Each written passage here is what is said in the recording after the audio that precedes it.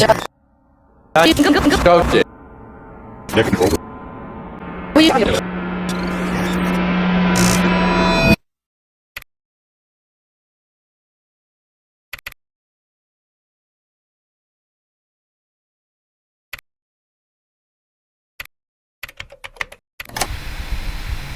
je v obrovskej kríze. Obrovskou zhodou náhod sme prišli o absolútne všetok materiál, ktorý sme natočili. A tu teraz sedím za počítačom a neviem, čo mám robiť. Nemám žiaden materiál, zajtra mám vysť podcast. Ale máme jeden ťah v rukáve. Poďme na to.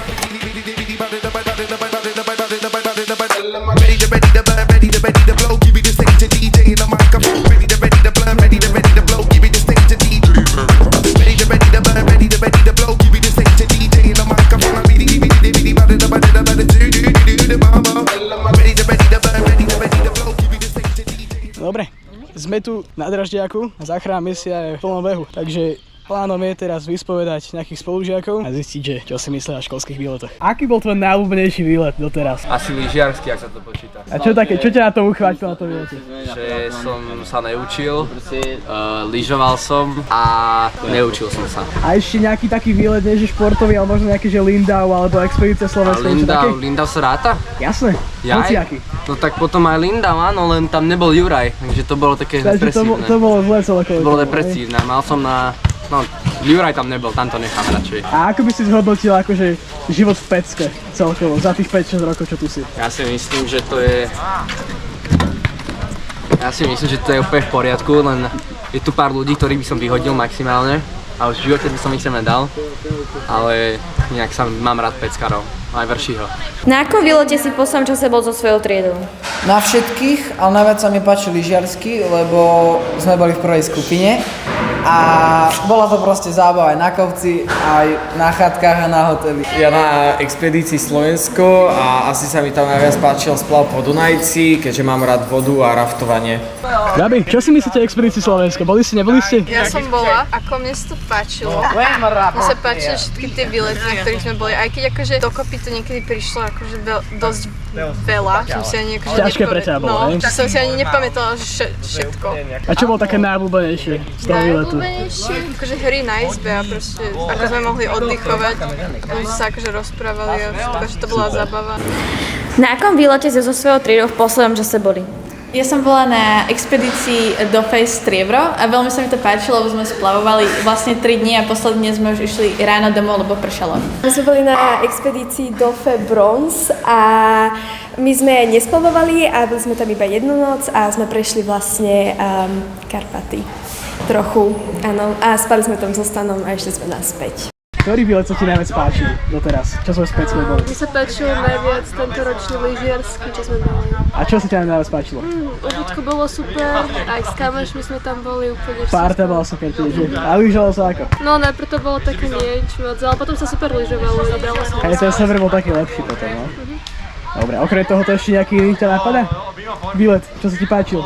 No expedícia Slovensko bola veľmi pekná. Páčilo sa ti? Lebo ja ani na čistcami s rodinou nechodíme vôbec na turistiky.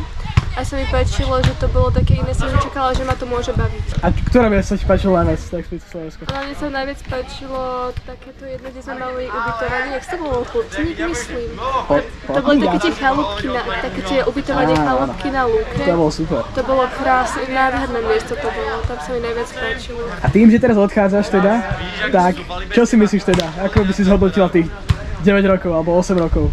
Na Bajkalskej, či 5 rokov.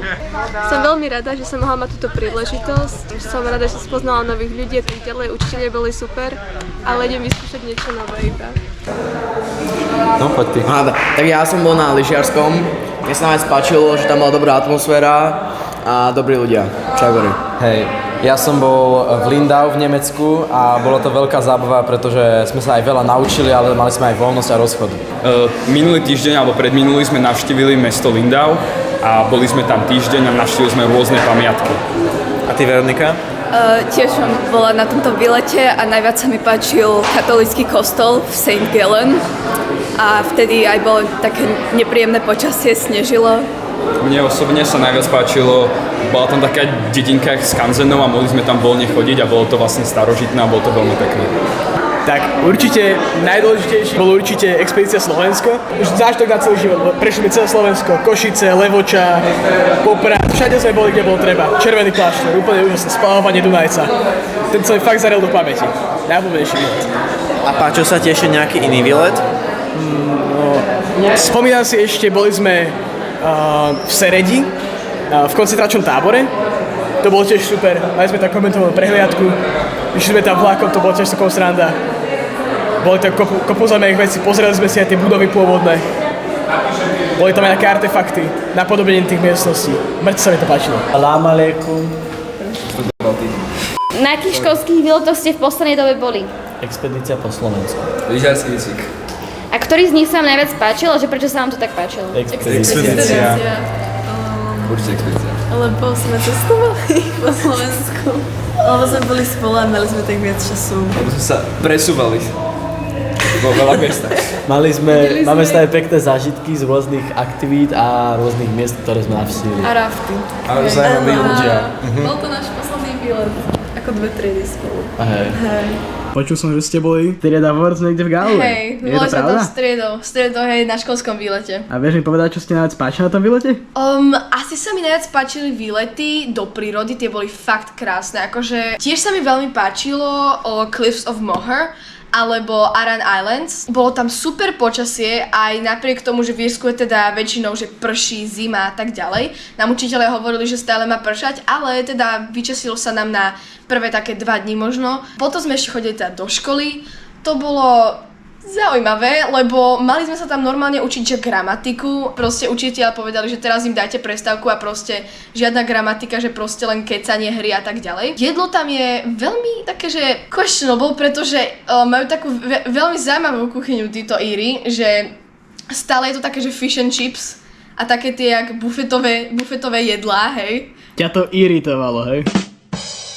Keď sme chodívali na výlety, tak to tiež veľmi ťažko sa tam rozumelo tým sprievodcom. Ja som nerozumela vôbec proste, lebo írsky prízvuk strašne skresluje tú angličtinu. Rýchlo hovorí, taktiež nič nerozumiem a potom očakáva, že sa s ňou mám akože rozprávať. No v živote nie. Ale inak tam bola fakt zábava, úžasný program urobili učitelia, určite by som išla znova. Taktiež sme tam mali aj, že írske tance sme tam učili. Trvalo to, že hodinu, takže sme tam proste hodinu museli nadskakovať a klepotať nožičkami. Írske tančeky.